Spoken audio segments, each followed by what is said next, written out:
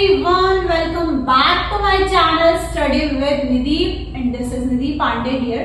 So आज की class बहुत इंपॉर्टेंट होने वाली है. As you can see that मैंने यहाँ पे आप लोगों के लिए कुछ टिप्स लिखे हैं. आप टिप्स जिसे कह सकते हो, कुछ आप कह सकते हो बेसिक चीजें हैं जो आपको पता होनी चाहिए while speaking. तो एक रिक्वेस्ट है आप सभी से, पहले जो भी बच्चे सेशन को देख रहे हैं प्लीज इस सेशन को जाके लाइक कर दो, शेयर कर दो, ठीक है. और मैंने लास्ट वीडियो में आप लोगों से आप लोगों से शिकायत भी है कि मैंने लास्ट वीडियो में आप सबसे कहा था कि जाके वीडियो को पॉज करो, जाके कमेंट दो, आंसर बताओ, बट मेरे पास 0 कमेंट्स है. To be very honest 0 comments. और मुझे ये भी बताना, अगर मतलब बहुत सारे स्टूडेंट्स ऐसा भी कहते हैं फिर से कि हम कमेंट करते हैं बट आपके पास नहीं आते हैं, तो क्या ऐसा एक्चुअल में है? अगर ऐसा एक्चुअल में है तो आप लोग मेरे जीमेल पे मैसेज कर सकते हो, कमेंट कर देना, तो मैं उसको देखूंगी क्या प्रॉब्लम है. बट मैंने देखा है सच कोई प्रॉब्लम तो नहीं हो रही है, बट मैं एक बार फिर भी चेकआउट करूंगी वहां पे. तो आप लोग मुझे जीमेल पे मैसेज कर देना और एक दिन मैं लाइव सेशन मिलूंगी तो वहां पे देखते हैं क्या प्रॉब्लम आती है, ठीक है. तो हाँ, एक चीज कहना और चाहूंगी कि if you want to fluent in English, to be very honest, मैं आप लोगों को ये कुछ वो नहीं है कि ये बहुत ज्यादा टिप्स हैं और कुछ भी है. ये कुछ बहुत बेसिक सेंस है जो सब जानते हैं. बट मैं आप लोगों से एक चीज कहना चाहूंगी. देखिए, आपको पता है मैं बहुत बार बता चुकी हूँ और आज फिर से बता रही हूँ कि इंग्लिश बोलना आज के टाइम पे इंडिया में बहुत बड़ी स्किल है, ठीक है. आप इंग्लिश से बहुत सारी लैंग्वेजेस सीख सकते हैं, आपको भी पता, मुझे भी पता है, ठीक है. तो और उससे आप लोग काफी जॉब वगैरह, मतलब काफी चीजों में आपकी हेल्पफुल रहेगी, आपको भी पता, हमें भी पता है, ठीक है. तो मैं ये चीज कहना चाहूंगी कि being a part of 30 days is not a big deal, right. आप दिन में 20 मिनट, 25 मिनट, आधा घंटा रील स्क्रॉल करने में लगा देते हो, right. If I am not wrong, आप सबको पता है ये बात बहुत सच है. तो क्या आप 20 से 25 मिनट एक क्लास में नहीं दे सकते जिससे आपकी स्किल्स अच्छी होगी? There is no payment, there is no fees, there is nothing. मैं आपसे कुछ नहीं कह रही कि आप मुझे फीस दो, पैसे दो, कुछ भी, मतलब यहाँ पे आपको सब फ्री है. आप जो डेटा आपको नहीं हमारा डेटा जाता, अरे जो आप डेटा वेस्ट करते हो रील्स देखने में, रील्स स्क्रॉल करने में, क्या वो डेटा आप अगर एक यूजफुल स्किल्स में लगाओगे, there is nothing to get back. आप खुद सोचो ये बात. चलिए इस बात पे ज्यादा चर्चा ना करते हुए आगे बढ़ते हैं, ठीक है. देखिए, मैं आपसे एक चीज कहना चाहूंगी, और हाँ मैं एक चीज और कहूंगी कि मैं भी एक स्टूडेंट हूँ. मैं बहुत बार बता चुकी हूँ, मैं 2nd ईयर ग्रेजुएशन की दिल्ली यूनिवर्सिटी की स्टूडेंट हूँ.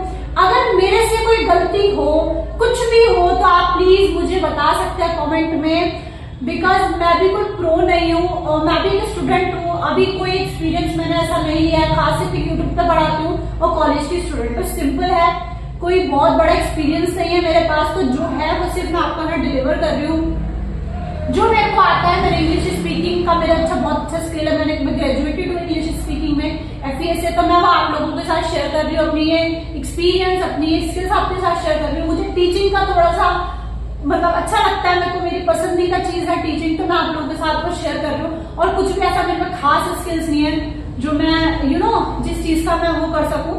तो ऐसा कुछ नहीं है. अगर मेरे में कोई गलती हो जाए यहाँ पे तो प्लीज आप मुझे बताइए. As a sister, as a peer, as a friend, as a classmate, कुछ भी आप समझ के, छोटी बहन, कुछ भी समझ के आप मुझे बता सकते हैं, ठीक है. तो चलिए आज की क्लास को स्टार्ट करते हैं. देखिए, मैं आपको ये कहूंगी कैसे आप लोगों के सामने इंग्लिश बोल सकते हैं. कल की क्लास में आप लोगों ने टेंसेस पढ़े और आई होप आपको चीजें को समझ में आए होंगे, और कुछ वोकैब मैंने आपको बताए थे वो आप लोगों ने आई होप पढ़ लिए होंगे. उसके बाद ही अगर यहाँ पे आओगे तो फायदा है, अदरवाइज कोई फायदा नहीं है, ठीक है. बहुत ज्यादा बड़ी वीडियो भी नहीं है, 25 मिनट की वीडियो है, और ये भी इससे भी कम होगी. आपको तो ज्यादा पढ़ाने वाली नहीं हूँ क्योंकि हार्ट टू हार्ट, क्योंकि कल वाली जिसने नहीं देखी है वो भी जाके आज देख लो एक बार. मैंने आपसे कल भी कहा था 2x पे देख लो, बराबर है, पर देख के आना, ठीक है. तो जिसने नहीं देखी है मैं आई बटन पे यहाँ पे दे दूंगी, पहले तो जाके देख लो, उसके बाद ये भी देख लेना, ठीक है. और चैनल को सब्सक्राइब कर देना, ओके. चलिए देखिए, सबसे पहली बड़ी चीज है ना, मैं आपको एक चीज बताऊं, आप लोगों की प्रॉब्लम्स क्या है. मैं आपको जानती हूँ यहाँ पे बहुत ऐसे धुरंधर बच्चे हैं जिनको इंग्लिश बहुत अच्छे से आती है. बहुत ऐसे बच्चे हैं जिनकी इंग्लिश बहुत प्रो है, बट उनकी प्रॉब्लम पता है क्या है, वो बोल नहीं पाते. उनको पता है आंसर, उनको सब पता है, पर उनको ये है कि अगर मैंने यहाँ पे बोला, उसके बाद उसने उल्टा, मतलब मेरे से कुछ उसने कॉन्वर्सेशन बोला, मैंने बोला, फिर बातचीत करनी पड़ेगी. और इतना मैं प्रो नहीं हूँ, मेरे पे इतना कॉन्फिडेंस नहीं है मैं इतनी बातें कर सकूं हिंदी में. अरे भाई हिंदी में बोल के देखना, अभी देखते रहो तो मुंह बंद कर दूंगा. बट इंग्लिश में बोलते वक्त यार मैं नहीं बोल पाऊंगा, यार छोड़ना, जहां पे देख रहे 4 बंदे इंग्लिश में बात कर रहे हैं, भाई साइड हो जाते हैं। तो ये कब तक चलेगा आप बताओ। आप किसी भी अच्छी कंपनी में जाते हो ना जॉब वगैरह पे इंटरव्यू देने, आपसे सबसे पहले ये चीज पूछता है इंग्लिश या हिंदी, और वो ये जो आपसे लैंग्वेज की सिलेक्शन करवाता है यही पे वो आधा आपको सिलेक्ट कर लेता है, ठीक है, और आधा बच्चा वो आपकी इंटरव्यू परफॉर्मेंस देख के करता है, ऑब्वियसली बात है।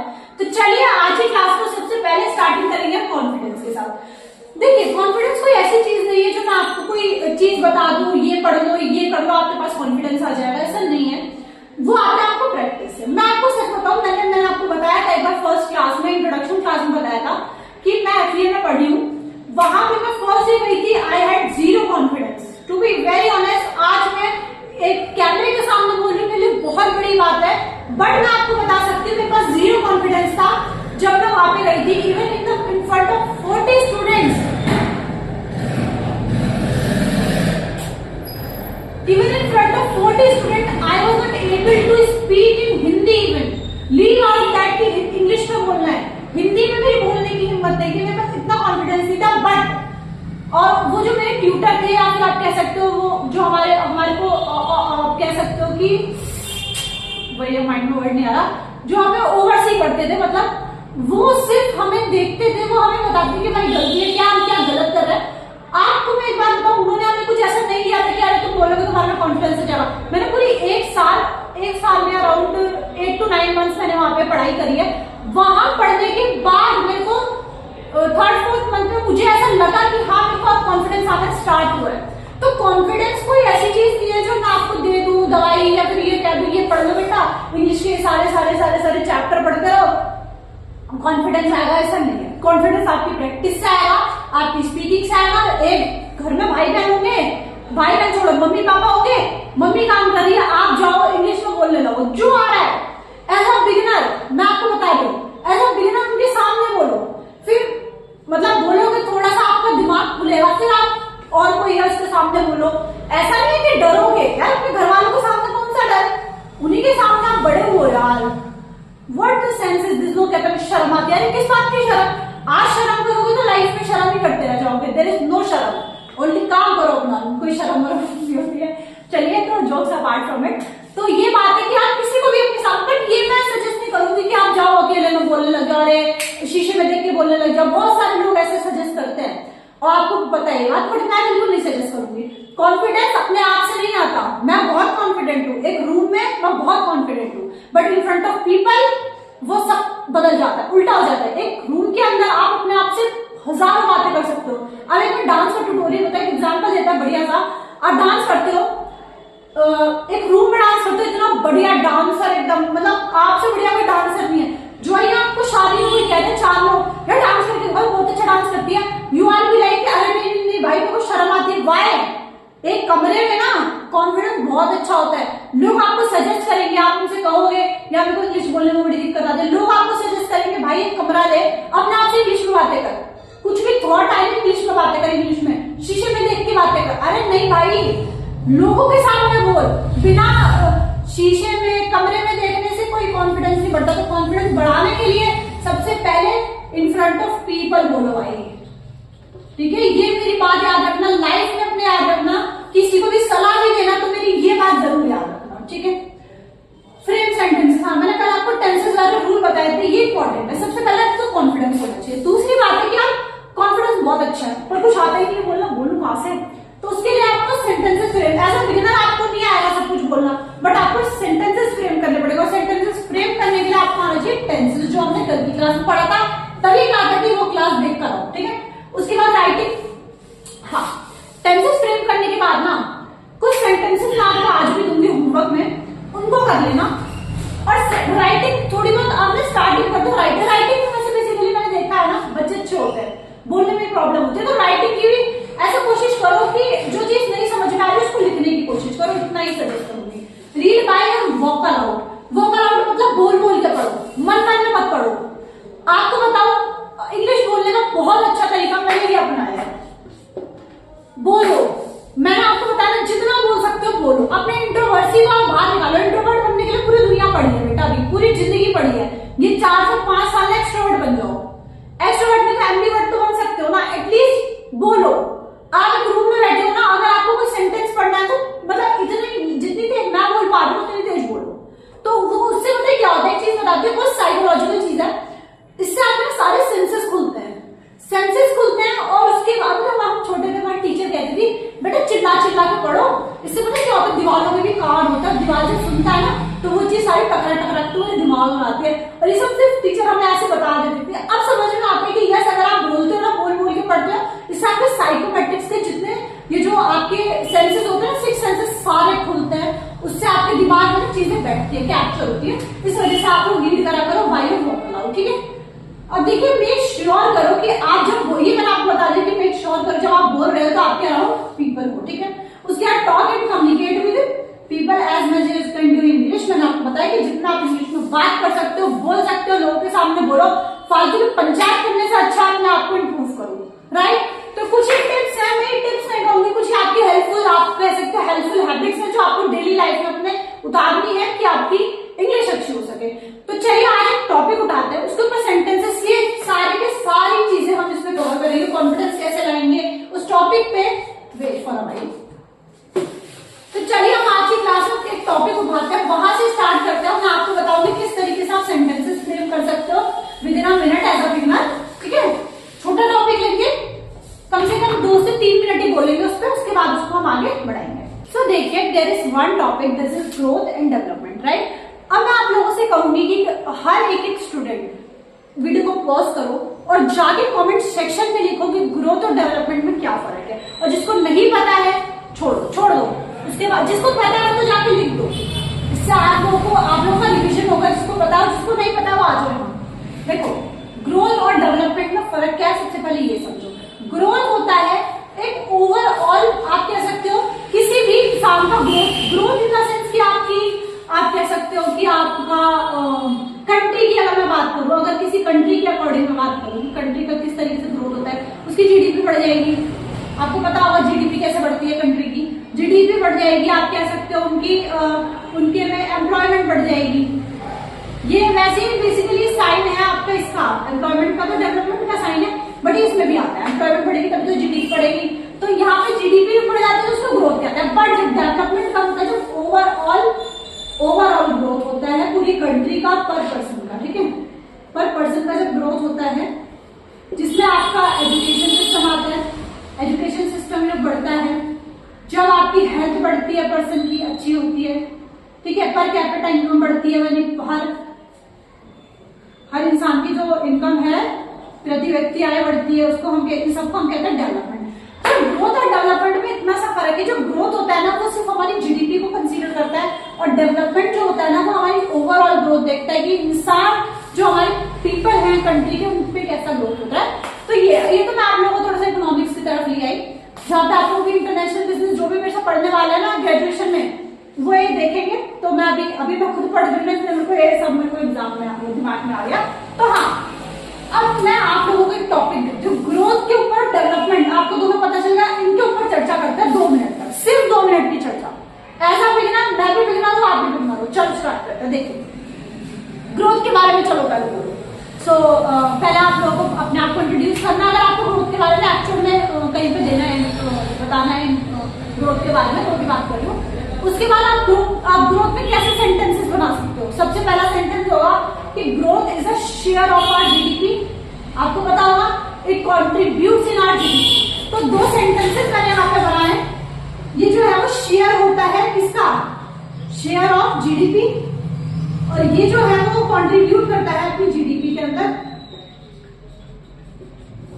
It enables the growth of our GDP, it enables the education system of our country.